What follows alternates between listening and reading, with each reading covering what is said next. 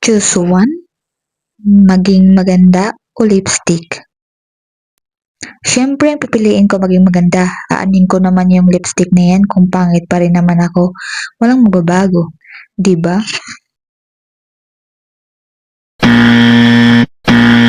Ba't ganun? Ayun, pindot. Isa pa. Ay, ayaw talaga.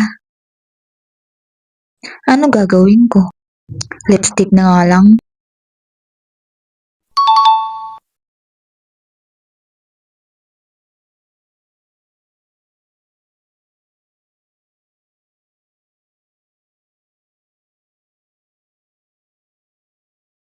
Oh, Stacy, andiyan ka na pala. Ano yan, lipstick? Akala ko ba hindi ka mahilig sa lipstick?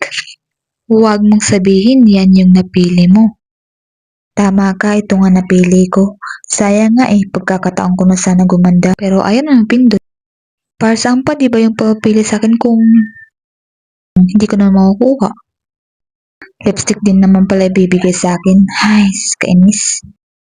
Baka naman may reason kaya yan ang binigay sa'yo. Na-try mo na ba yan? Hindi pa, saka na lang siguro baka bully lang ulit ako nito. Naman masyado kang nega. Baka bagay talaga sa'yo kaya nang binigay. Try mo kaya nang malaman natin. Ha? Sige.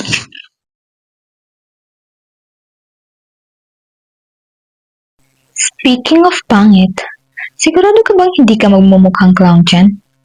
My God, Stacy. Matuto ka namang mahiya sa sarili mo.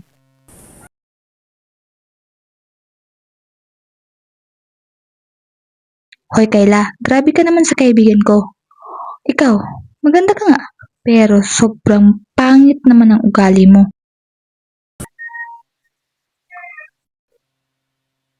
Anong sabi mo? Bakit? Totoo naman ah. Hindi na nga makita ang kagandahan mo sa sobrang pangit ng ugali mo. Kayla, tama na yan.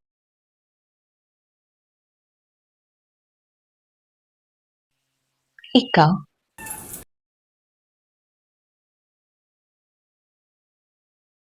What's happening here?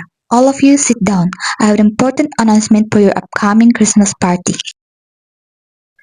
Pasalamat kayo, nandito na si ma'am. Hindi pa tayo tapos.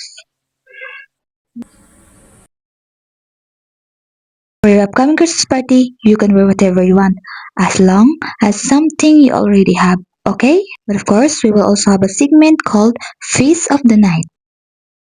So make sure you fix yourselves up, okay? By the way, goodbye class, and see you on the party. Alam naman nating lahat na ako nang nanalo sa Face of the Night na yan. Kung sa pagiging pagandahan lang naman, wala nang tatalo pa sa akin. Hindi ba, Stacy? Ha?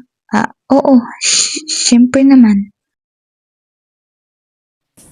Kaya kung ako sa iyo, hindi na ako aatin sa party. Mapapahiya mo lang sarili mo eh. Goodbye. Grabe na talagang kailan na yun, no? Napakapilingera niya talaga. Grabe. Totoo naman kasi na maganda siya. Alam mo, kahit saksakan pa siya ng ganda, kung sobrang pangit naman ang ugali niya, wala pa rin siyang panabla sa'yo, no? Ang mahalaga, mag-enjoy tayo sa party, okay? Tama ka. Ganyan nga. Stay positive. I love it. Ano kaya susuotin ko? Ito? Ito ba? Ito na lang. Try kaya natin.